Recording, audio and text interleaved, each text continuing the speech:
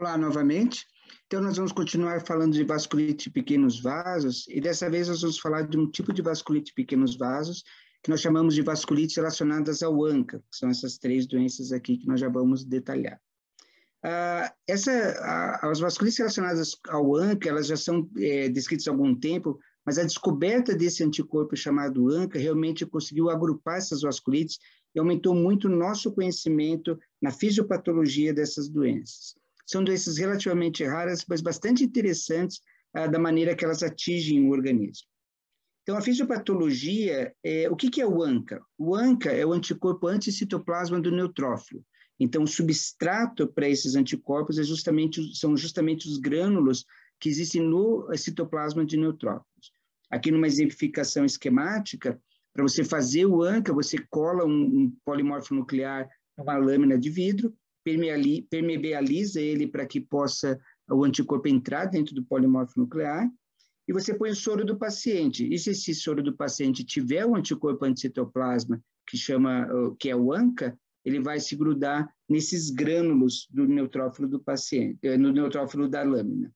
E depois você põe um anticorpo anti-anticorpo marcado com fluoresceína, então isso que nós chamamos de imunofluorescência indireta, para tentar detectar esses anticorpos. E esses anticorpos, então, aqui são os dois tipos de padrão que nós vemos no laboratório. Esse padrão aqui, vocês vejam que todo o citoplasma do neutrófilo está corado, aqui os núcleozinhos polilobulados dos neutrófilos, então o citoplasma está bem corado, então é um padrão citoplasmático chamado C-ANCA. E desse lado, vejam que só ao redor do núcleo, você mal e mal vê citoplasma, só ao redor do núcleo que o citoplasma está corado, nós chamamos isso de padrão perinuclear ou P-ANCA. Por muito tempo se achou que esses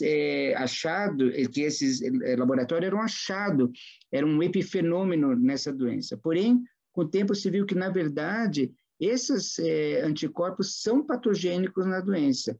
Então, através da formação de anticorpos de células TH1 e também das células B, que vão produzir esses ANCAs vão passar para a corrente sanguínea e fazer lesão nos órgãos. Embora inicialmente a gente pensava que era o granuloma que caracterizava essas doenças, hoje a gente sabe que é justamente o ANCA que é parte da fisiopatologia dessas doenças. Então, por isso, vasculite ANCA relacionadas. E essas vasculites, elas têm algumas coisas em comuns. A primeira coisa, como eu já falei, elas tendem a ser granulomatosas, e elas gostam muito de fazer inflamação granulomatosa do trato respiratório. Além disso, são vasculites, então elas fazem uma vasculite chamada necrosante, elas destroem muito a parede do vaso, tanto pequenos vasos, mas aqui médios vasos também podem ser atingidos. E uma das características bastante importantes no rim, eles fazem uma glomerulonefrite muito rápida, necrosante, mas paucimune. O que significa paucimune? Onde você não tem complexos imunes.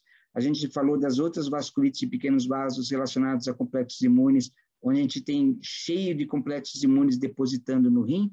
Aqui não parece haver esse fenômeno. Existe uma destruição do glomérulo sem a formação de complexos imunes. E as três doenças que são as vasculites relacionadas são a granulomatose com polangiite, também chamado GPA, antigamente chamado de granulomatose de Wegener, só que depois se descobriu que Wegener era um médico nazista que teve uma atuação importante nos campos de concentração, e hoje a gente prefere chamar de granulomatose com polangiite. A polangiite microscópica, a segunda ANCA relacionada, e a granulomatose com eosinofilia, também chamada EGPA, também chamada de vasculite de Churg-Strauss. Então, vamos começar com a GPA, que talvez seja um pouquinho mais comum, mas mesmo assim ela é rara, 3 por 100 mil pessoas. Ela é comum tanto em homens quanto em mulheres, pega geralmente pessoas da meia-idade. E o que caracteriza o Wegener é um acometimento de 3 compartimentos. A primeira coisa são as vias aéreas superiores. O paciente tem uma queixa muito grande de lesão nas vias aéreas do nariz e dos seios da face, como a sinusite grave, necrosante, que pode fazer úlceras, o paciente pode ter sangramento, pode ter destruição do nariz, como a gente vai ver a seguir, só pela formação de granulomas nessa região. No pulmão, então, em vias aéreas inferiores, também o acometimento é grande, e esse acometimento tende a ser descendente. Primeiro vias aéreas superiores, depois vias aéreas inferiores, depois o rim. E no pulmão, o paciente vai ter nódulos, pode ter nódulos que cavitam, formação de hemoptise, também pela formação de granulomas. E no rim, como vai ser comum nas 3 vasculites relacionadas, essa glomerulonefrite necrotizante, ou necrosante, com uma rápida perda da função renal. Como é uma vasculite de pequenos vasos, ela também pode fazer outros sítios, ela pode fazer lesões de pele, ela pode fazer neuropatia tipo bota e luva, ela pode deixar o paciente bastante doente, fazer artrite, mas a característica principal são as vias aéreas superiores e inferiores e a lesão renal. Então, aqui um exemplo de vias aéreas superiores, essa é uma tomografia de seios da face, mostrando que o seio da face direito maxilar está totalmente tomado por uma secreção. Existe uma destruição grande na parede do seio da face, assim, pegando já toda essa parte dos cornetos do lado direito, e o mesmo caminho está indo do seio maxilar do lado esquerdo. Os pacientes têm o que a gente chama de nariz em cela. Essa destruição do nariz em cela é bastante comum na GPA, pode acontecer em outras doenças, por exemplo, a leishmaniose no Brasil, mas ela deve ser sempre levada em consideração quando a gente tem pacientes com nariz em cela. Aqui o pulmão, a gente nota um nódulo pulmonar bastante evidente nessa região do lobo superior direito. Esses nódulos podem cavitar e fazer hemoptise também. E o que chama a atenção no rim é isso daqui, é um glomérulo totalmente necrosado, então essa eosinofilia do glomérulo mostra essa destruição, e o paciente perde função renal de uma maneira bastante rápida. Quando a gente faz imunofluorescência, que é a pesquisa de anticorpos e depósito de complemento nesse glomérulo, ele vai ser muito pouco positivo, por isso pulse imune. Aqui nessa foto não mostra, mas a formação de crescentes, que são aquelas estruturas de forma de lua crescente, que também causam muita destruição glomerular, é comum nesse tipo de vasculite. E o CANCA? Então, nos pacientes com GPA, existe um grande predomínio do paciente ter o CANCA elevado no sangue. Com o tempo, nós fomos aprendendo que, na verdade, o CANCA é um anticorpo contra uma proteína bem específica dos grânulos dos neutrófilos, que é a proteinase 3. Então, esses anticorpos CANCA, hoje, eles são equivalentes à antiproteinase 3. E nós conseguimos dosar diretamente a antiproteinase 3 no sangue. Ela tem uma boa sensibilidade, mas tem uma especificidade bastante grande, principalmente se o quadro clínico sugere. Então, essa a gente vai falar no final da aula quando que nós devemos pedir o ANCA, mas essa é uma das razões pela qual a gente pede ANCA. A polingite microscópia é ainda mais rara, é 3 a 10 casos por milhão. Ela também é uma vasculite de pequenos vasos, ela também faz glomerulonefrite necrotizante pulse imune, só que ela não pega muito as vias aéreas superiores, mas uma característica da polingite microscópica é a capilarite pulmonar. Os pacientes não têm granulomas no pulmão, mas eles fazem uma intensa inflamação nos alvéolos, nos capilares pulmonares e fazem hemoptise e hemorragias graves. Então, aqui a gente tem uma tomografia com esse padrão aqui de vidro fosco, e isso pode ser edema ou sangue. No caso dessa paciente, a biópsia mostrou que aqui tem uma parede dos alvéolos e dentro dos alvéolos um sangramento extenso. Então, são pacientes que chegam muitas vezes com insuficiência respiratória muito grave e que têm que ser tratados rapidamente para não entrar em falha da ventilação mecânica. Aqui ele também pode fazer glomerulonefrite, então essa é uma das causas que a gente chama de síndrome de pulmão-rim, quando o pulmão e o rim são afetados ao mesmo tempo. E aqui o que predomina é o ANCA perinuclear, o PANCA, em 80% dos casos. O PANCA, ao contrário do CANCA, que é sempre antiproteinase 3, ele pode reagir contra várias proteínas do grânulo do neutrófilo, mas habitualmente esses anticorpos são anti-MPO, antimieloperoxidase, que também a gente pode dosar para fazer o diagnóstico desses pacientes. E uma doença bastante interessante, que também é rara, mas que deve levar em consideração, deve ser tomada em consideração, principalmente porque ela acontece com uma doença que é bem comum, que é a asma, é a granulomatose coeosinofilia, também chamada de EGPA, ou vasculite ou granulomatose de Churg-Strauss. Então, são pacientes com asma que, de repente, começam a fazer uma inflamação eosinofílica do trato respiratório e que vão evoluir para uma vasculite de médios vasos. Então, o paciente tem uma história de asma, ele começa a ter uma vasculite necrotizante de médios e pequenos vasos. Uma característica desse paciente é o paciente asmático que desenvolve uma mononeurite multiplex. ele começa com o pé caído, com uma mão caída, e que a eosinofilia começa a sair do controle. Isso é típico da vasculite de Churg-Strauss. E no pulmão, a gente vai ver que os achados de pulmão da asma geralmente são poucos. Aqui a gente vai ter vários infiltrados algodonosos na tomografia de pulmão, e esses infiltrados gostam de mudar de lugar, eles são migratórios, que a gente fala. Essa é uma característica dos infiltrados eosinofílicos e característica da eosinofilia, da lesão pulmonar da vasculite de Churg-Strauss.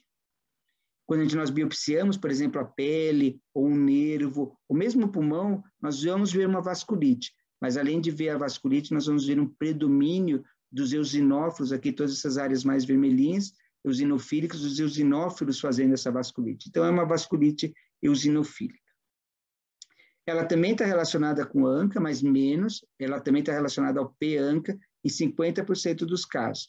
Então, é mais difícil fazer o diagnóstico pelo ANCA, mas a clínica muitas vezes ajuda um paciente que já teve uma história de asma e que começa com sinais de uma vasculite sistêmica.